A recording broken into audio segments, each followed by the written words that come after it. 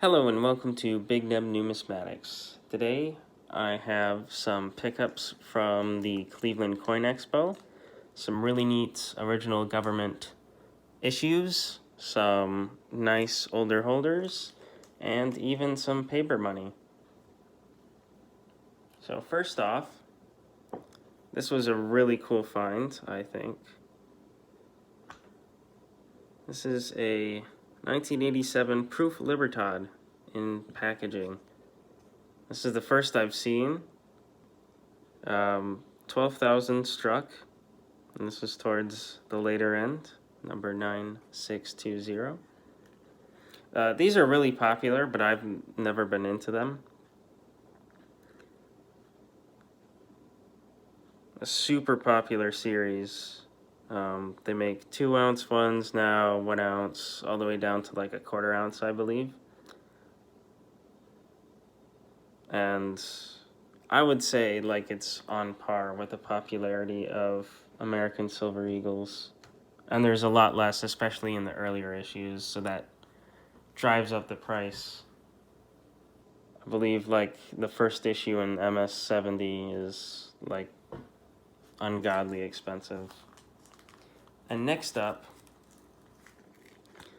in the Red Book, as a kid, I was always like wanting to see these 1983 souvenir sets because they didn't actually make mint sets that year. So you had to actually visit the mint and then buy these in their like gift shop. And these are really expensive and high grade, all the 1983s. And I've always wondered why, because mint sets are usually not the best coins to begin with.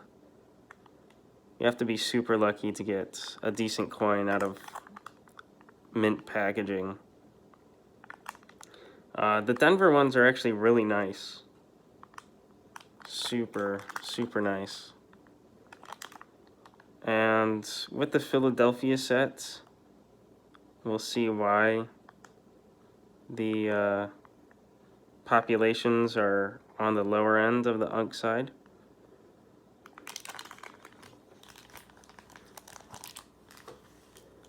And we can see from the scent alone, like as struck, but super ugly. And the planchets are plated afterwards, so lots of bubbling, especially early on, 1982s. But I mean, these are just ugly, ugly coins. But super cool to finally get some. Pretty difficult to find, especially like not actively searching. And next up, some paper money.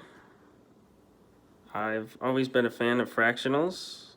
They're really cheap, even in high grade.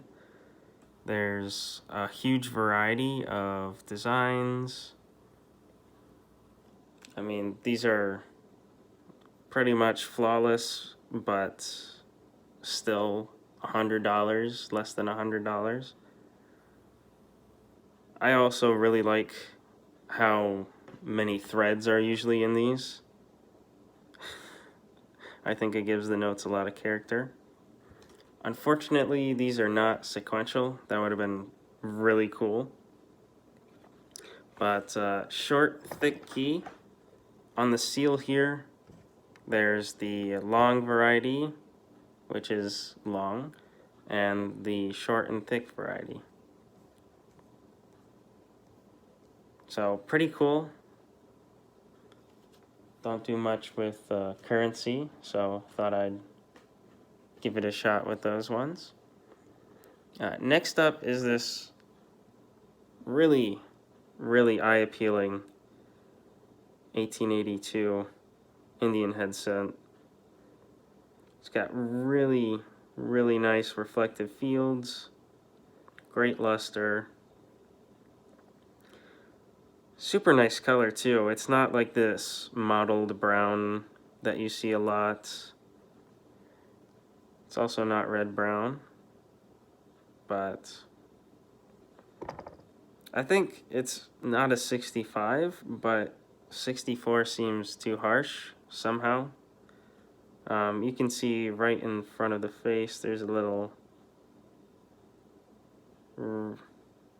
action going on, but super attractive coin.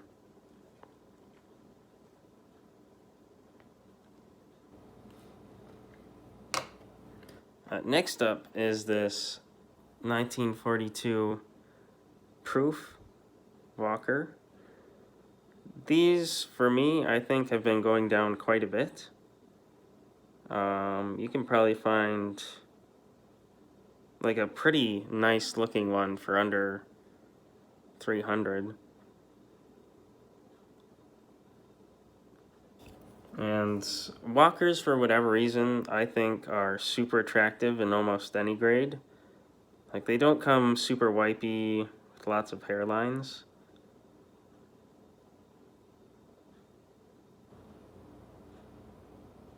This one I think is a pretty solid coin.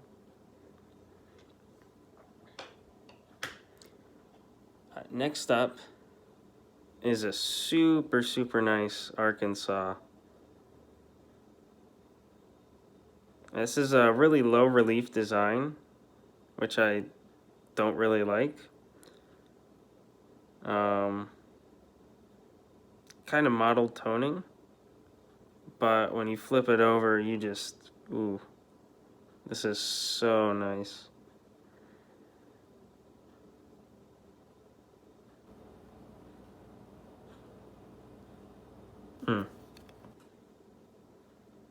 So really attractive coin there. And finally, this one I picked up from eBay. This incredibly nice Kennedy in an NGC fatty. And what's cool about this coin is NGC originally did not grade these. You can see from their census report. Go to the one of the first pages. We have NGC does not grade bullion coins, coins minted after 1964, colonials, Ike dollars, proof Jefferson, Roosevelt dimes, Washington quarters, and Kennedy half dollars. So they really didn't start grading them until the 5.0 in 1995. Curious though, they did grade around a dozen 1964s in the white labels, and there's two still like out there, which is pretty neat. So must have been either someone early on wanted them to grade and they made an exception, or they graded those and then realized it was dumb to them. But this is a really nice coin and will go in my modern typeset for old holders. And overall, there wasn't very much. Had a lot of people bring out CPG retail, call it gray sheet, and price it off of that, which is like just dumb. But hopefully there's a few other shows coming up soon, so maybe find some more there. I've been using these a lot lately, and I really like them a lot. These are super cheap. You get 100 in a pack, and they're like $3 to $5 on eBay. So I think it's like a no-brainer. Like protecting slabs, they just look nice in them. And also, like, if you put stickers with how much you paid or how much it is, if you're selling, you don't have to worry about any residue on the slab, which for me is really annoying. But overall, I hope you enjoyed, and thank you for watching.